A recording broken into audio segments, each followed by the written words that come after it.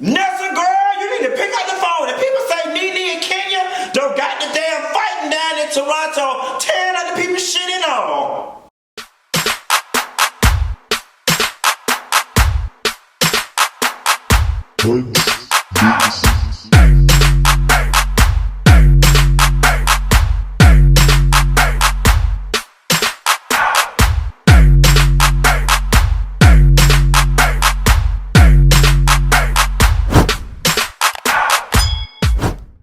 Nelson, girl, welcome to the afternoon edition of Yes God Action News, where I'm here to let you know I don't make the news, I just report it. I was laying on my sofa minding my business like I always do, and my phone and email and Twitter, everything was going off, and they say Nene and Kenya don't got into a nasty piece of verbal altercation down to Toronto, Canada. Now listen, this is probably going to be one of two cast trips of this season down to the Real Housewives of Atlanta. And y'all know Tanya, or Tanya rather, I call her Tanya. Tanya, she's from Canada, so I'm not surprised that they're probably going to work it as Tanya wants to take the people to Canada to see her hometown and go to Carnival and all these different things. Hence the pictures we've seen of Cynthia, Kenya, Porsha, and Candy Thick Thighs Burris Tucker in their Carnival bathing suit outfits with the Kiki Shepherd feathers.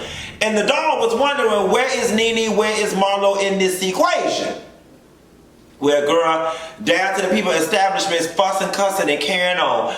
The people say Nene had not been filming with the cast, up until this time, and when she finally decided to get back in the fold like she always do after she finished throwing her tantrum and getting the raise that she demand, shit now has to hit the fan and heads have to roll. And the people say, well, her and Kenya got together and they got to talking about it, baby. Things got kind of hectic. It's getting kind of hectic.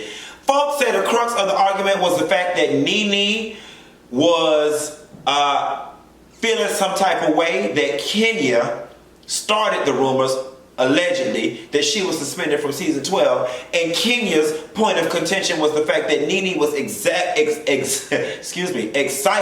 that she was not invited back for season 11. Oh well, just when we thought they were going to carry this fight on and on and on and on, sources say the ladies were spotted later on in the restaurant reconciling and crying and hugging and you my sister this and you my sister that. Typical housewives behavior. Make up to break up. Moving right along. Porsha and the hot dog man. Now listen, everybody know Porsha and the hot dog man relationship was rushed.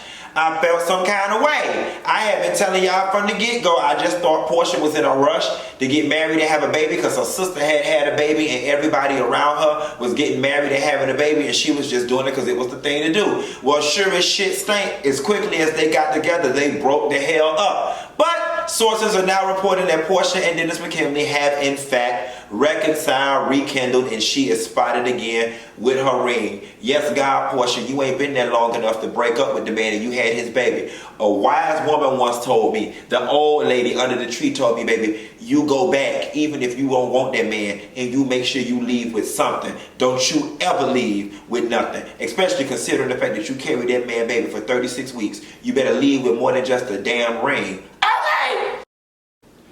On to some more trifling relationship reconciliation news.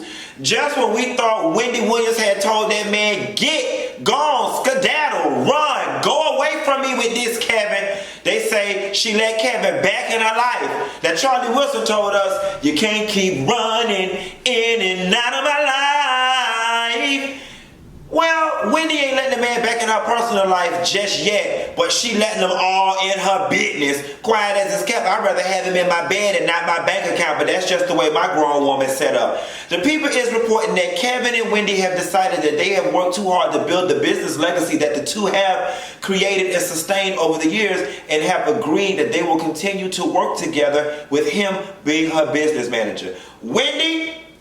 Oh, Wendy, daughter, listen to me. I think this is a horrible mistake. And I can already tell you what is about to happen.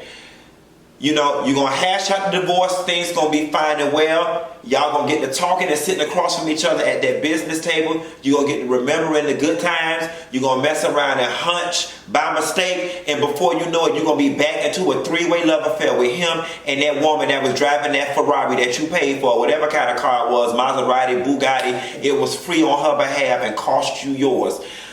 I think this is a horrible idea, but a large part of me also thinks that Wendy Bout could not get rid of this man the way his behind is written into her business contract, so on and so forth. Smart man, Kevin. Yes, God, the women are always taking the men to the cleaners. He said, no. Gotcha, bitch. Okay? And Wendy's just deciding to play nice. I'm hoping that Wendy is not being naive and do not fall back into the arms of her abusive lover, but we shall see.